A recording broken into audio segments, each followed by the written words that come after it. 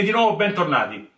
Oggi faremo una nuova ricetta della cucina romana. Oggi faremo il carciofo alla giudia. Si tratta semplicemente di un carciofo fritto, però viene fritto intero e ha la caratteristica di essere rappresentato come un fiore. Se nella ricetta di carciofi alla romana dissi che andava bene qualsiasi tipo di carciofo, in questo caso sarebbe meglio farlo con le mammole, ovvero il carciofo romanesco.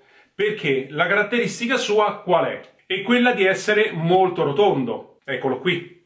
Quindi ha molta più facilità di aprirsi come un fiore. Però adesso noi ci vediamo la pulitura del carciofo e da lì vi spiegherò anche come raggiungere questo risultato.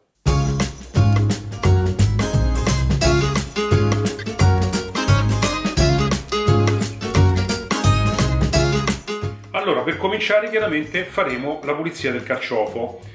Ve lo consiglio, ve lo dissi anche nell'altro video, quello di carciofi alla romana, utilizzate i guanti perché il carciofo, avendo un'alta quantità di ferro, sporca le mani e le fa diventare nere. Allora, cominciamo se vogliamo a pulire il gambo. Possiamo utilizzare questo che è uno spelucchino, costa 3 euro, altrimenti potete utilizzare benissimo un coltello classico da cucina. E andiamo ad incidere la parte qui sotto e a togliere la parte più fibrosa, che è questa.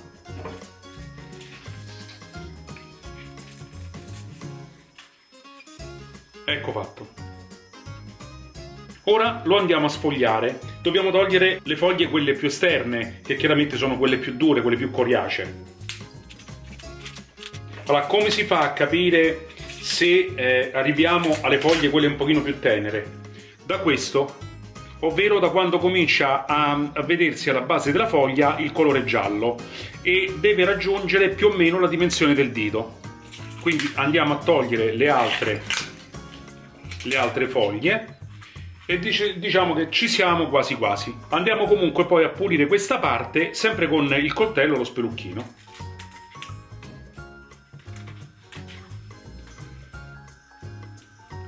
Ecco qui, più o meno ci siamo. Io nell'altro video, quello di carciofi alla romana, vi facevo vedere anche che si tagliava la parte superiore, ma siccome qui parliamo di un carciofo fritto e in più utilizziamo un carciofo romano, allora a questo punto possiamo anche lasciarlo così, senza andare a incidere queste foglie, anche perché poi si dovrà allargare come un fiore. A questo punto ci aiutiamo con il coltello, in questo caso, e cerchiamo di allargare il nostro carciofo e se mai ci dovesse essere, ma se è fresco generalmente non c'è mai, anche quello che viene chiamata la spazzola. Ma vedete? Non ci sono pelucchi, non c'è quella peluria in pratica che ha di caratteristica il carciofo. Lo andiamo leggermente ad allargare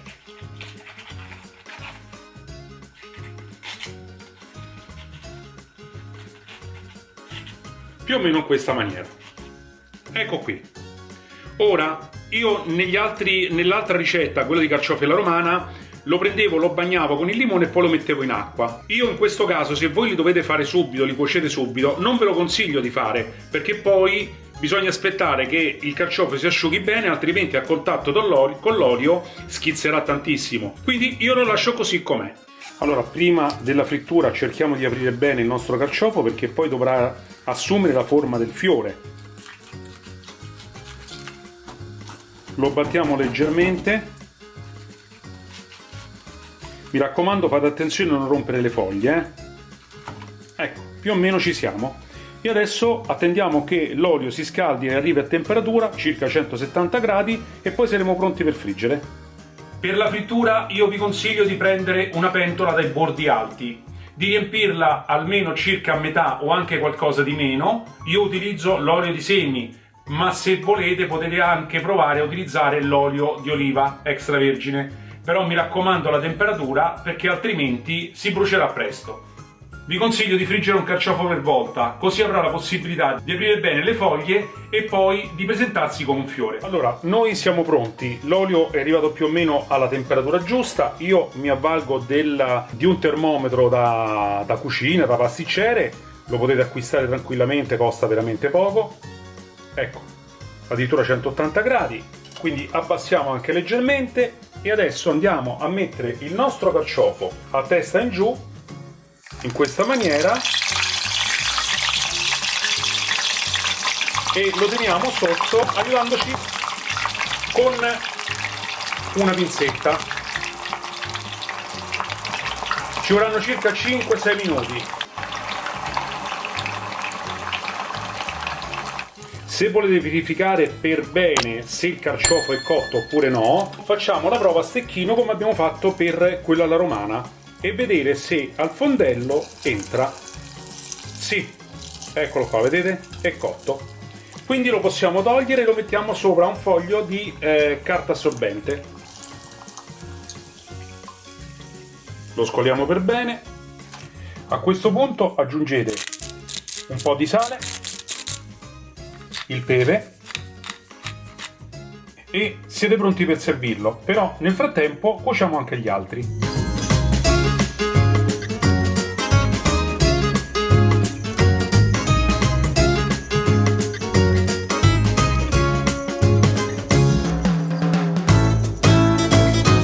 Ecco i vostri meravigliosi carciofi alla giudia.